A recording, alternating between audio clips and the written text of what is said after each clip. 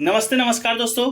आज के इस वीडियो में रेलवे के 50 सम्मान विज्ञान मतलब साइंस के ऐसे प्रश्नों को लाए हैं जो कि दोस्तों पिछले 10 सालों में सबसे ज़्यादा बार रिपीटेड हुए हैं। तो दोस्तों जिनका भी ग्रुप डी का एग्जाम है वो इसे घोलकर पूरा पी जाएंगे और वीडियो को अंत तक देखेंगे। दोस्तों वीडियो अच्छा लगेगा तो चैनल को सब्सक्राइब कर लेंगे और तथा नोटिफिकेशन बेल को दोस्तों ऑन कर लेंगे। तो चलिए दोस्तों देखते हैं कौन से ऐसे 50 प्रश्न हैं जो कि दोस्तों आपका सबसे ज़्यादा बार रिपीटेड हुए हैं और दोस्तों रेलवे ग्रुप डी एग्जाम जो आपका होना है 17 तारीख से उसमें आने की संभावनाएं हैं। तो दोस्तों आज का जो पहला और इम्पोर्टेंट प्रश्न है वह है कि दोस्तों सौर ऊर्जा के रासायनिक ऊर्जा में परिवर्तन वाली क्रिया क्या कहलाती है। दोस्तों इसे आप मॉक टेस्ट के रूप में लीजिएगा और आंसर को कमेंट सेक्शन में बताते चलिएगा और लास्ट में कितना आपका सही हुआ वो भी दोस्तों आपको बताइएगा। तो पहला जो क्वेश्चन आपका है सौर ऊर्जा के रासायनिक ऊर्जा में परिवर्तन वाली क्रिया को क्या कहा जाता है, तो ये दोस्तों आपका प्रकाश संश्लेषण क्या कहा जाता है। ऑप्शन नंबर जो 1 है दोस्तों आपका प्रकाश संश्लेषण, ये दोस्तों आपका बिल्कुल राइट आंसर है। अगला क्वेश्चन है दोस्तों कि पानी के निकलने पर सेविंग ब्रश के बाल आपस में चिपक जाते हैं, इसका क्या कारण हो सकता है। तो दोस्तों कमेंट सेक्शन में बताते चलना है। इसका जो आपका जो राइट आंसर है वह है दोस्तों आपका ऑप्शन नंबर ए पृष्ठ तनाव। ऑप्शन नंबर 1 दोस्तों पृष्ठ तनाव आपका राइट आंसर है, जो कि दोस्तों पानी से निकलने वाले जो सेविंग ब्रश आपका होता है आप देखते होंगे उसमें बाल चिपक जाता है जब आप सेविंग करते होंगे, तो उसका जो कारण है दोस्तों वो आपका पृष्ठ तनाव बिल्कुल राइट आंसर है। अगला क्वेश्चन है दोस्तों कि निम्नलिखित में से किसका जो संबंध वन वर्धन सिल्वीकल्चर के साथ जुड़ा हुआ है। इसका कहने का मतलब दोस्तों सिल्वीकल्चर किसके अध्ययन के लिए दोस्तों आपका किया जाता है। तो दोस्तों जो आपका सही आंसर हो जाएगा वो हो जाएगा दोस्तों आपका ऑप्शन नंबर 4 जंगली फसल। जंगली फसलों का अध्ययन दोस्तों सिल्वीकल्चर के नाम से आपका जाना जाता है। अगला प्रश्न दोस्तों कि गामा किरणों की अधिकतम साम्यता होती है। तो ये दोस्तों आपका जो राइट आंसर हो जाएगा गामा किरणें की जो अधिकतम साम्यता है वह दोस्तों आपका जो ऑप्शन नंबर 1 है अल्फा किरणों के साथ होती है। तो दोस्तों आपका अल्फा किरण राइट आंसर हो जाएगा। अगला प्रश्न दोस्तों कि एक्यूपंक्चर क्या है। तो दोस्तों आपको बताते चलना है कमेंट में जो एक्यूपंक्चर है दोस्तों क्या है। ऑप्शन 1 है हृदय का रोग का सामना, दूसरा है ट्यूब और टायर की सफाई और तीसरा है दोस्तों आपका सुई के माध्यम से उपचार विधि या चौथा है आपका एक उपज संवर्धन। तो इसका जो राइट आंसर दोस्तों आपका हो जाएगा ऑप्शन नंबर 3 दोस्तों सुई के माध्यम से उपचार विधि आपका बिल्कुल राइट आंसर हो जाएगा, जिसे दोस्तों एक्यूपंक्चर के नाम से भी जाने जाते हैं। अगला क्वेश्चन आपका है दोस्तों कि चट्टानों को कितने वर्गों में विभाजित किया जाता है।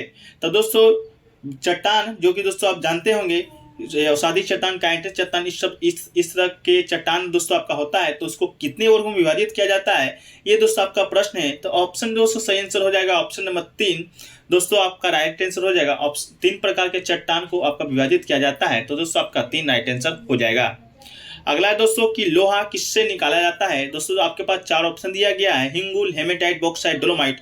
तो दोस्तों बताते चलना है आपका कि कौन सा राइट आंसर होगा। तो लोहा है दोस्तों वो आपका निकाला जाता है ऑप्शन नंबर 2 दोस्तों हेमेटाइट के माध्यम से निकाला जाता है। अगला प्रश्न दोस्तों देखने को है कि ध्वनि की तीव्रता सबसे अधिक कहाँ होती है। आपके पास 4 ऑप्शन है धातु, वायु, जल, बहुलक। तो इसका जो राइट आंसर दोस्तों हो जाएगा वो हो जाएगा दोस्तों आपका ऑप्शन नंबर 1 दोस्तों आपका बिल्कुल राइट आंसर हो जाएगा धातु में। ध्वनि की जो तीव्रता है वो दोस्तों आपका धातु में सबसे ज्यादा होता है। अगला क्वेश्चन दोस्तों कि अरक्ता में निम्नलिखित में से किसका जो मात्रा है सबसे कम हो जाती है। तो दोस्तों अरक्ता में जो निम्नलिखित में से सबसे कम मात्रा है आपके पास 4 ऑप्शन है हीमोग्लोबिन, कोलेजन, हाई ओल्गोबिन और मायोसिन। तो इसका जो आपका राइट आंसर दोस्तों हो जाएगा वो हो जाएगा दोस्तों आपका ऑप्शन नंबर 1 हीमोग्लोबिन में दोस्तों आपका अरक्ता की मात्रा सबसे ज्यादा सबसे कम मात्रा में होती है। अगला प्रश्न दोस्तों है कि चींटी अपने चारों ओर की वस्तु को देख सकता है क्योंकि। तो आप ये बताइए कि चींटी अपने चारों ओर की वस्तु को क्यों देख सकता है। आपके पास 4 ऑप्शन दिया गया है उसकी सरल आंखें हैं, उसकी आंखें सिर के ऊपर हैं, उसकी आंखें सुरक्षित है या उसकी संयुक्त कंपाउंड आंखें हैं। तो इसका जो राइट आंसर दोस्तों हो जाएगा दोस्तों आपका ऑप्शन नंबर 4 उसकी संयुक्त कंपाउंड आंखें हैं।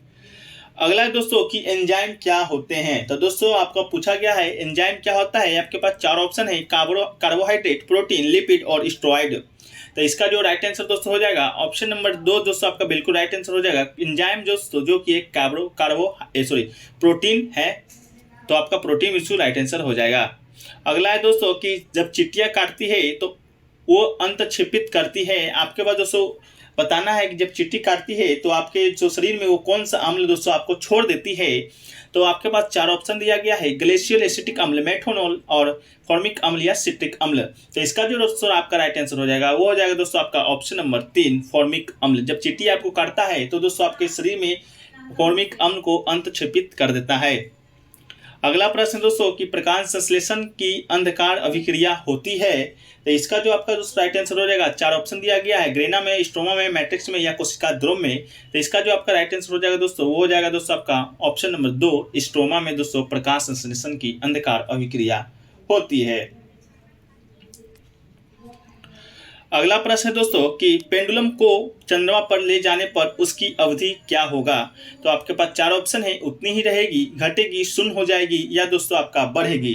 तो दोस्तों आपका जो राइट आंसर हो जाएगा वो दोस्तों आपका ऑप्शन नंबर 4 बढ़ेगी दोस्तों आपका राइट आंसर हो जाएगा। जब आप पेंडुलम को चंद्रमा पर ले जाइएगा तो उसका जो अवधि है दोस्तों वो आपका बढ़ जाएगा। तो आपका ऑप्शन नंबर जो 4 है आपका बिल्कुल सही है।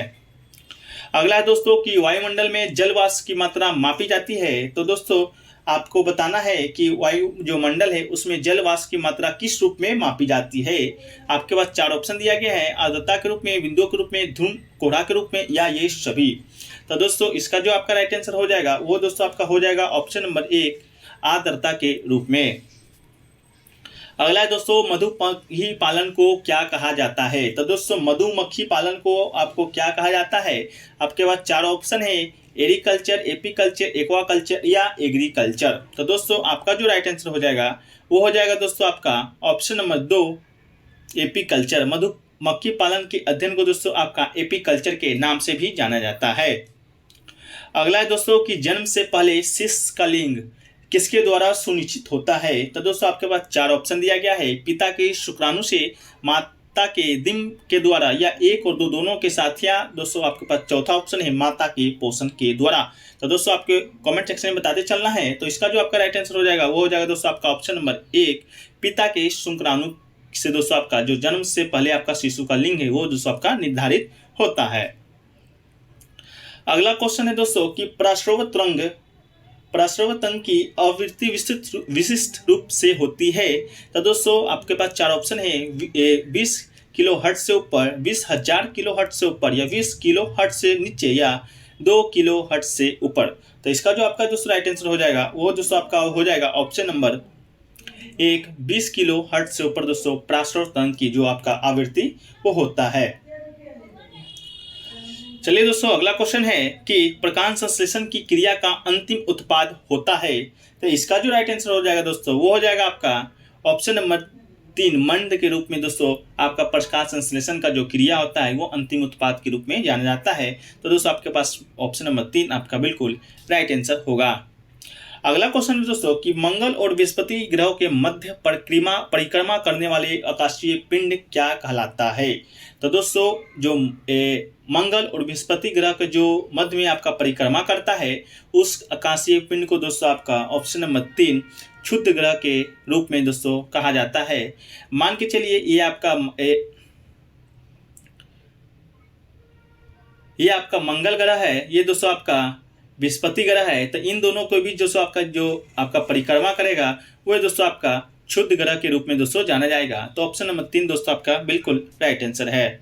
अगला है दोस्तों कि वर्षा के जल की गिरती हुई बूंदों की आकृति गोल होती है। तो आपके पास 4 ऑप्शन दिया गया है, संयंता के कारण, पृष्ठनाव के कारण, वायुमंडलीय दाब के कारण या गुरुत्वीय बल के कारण।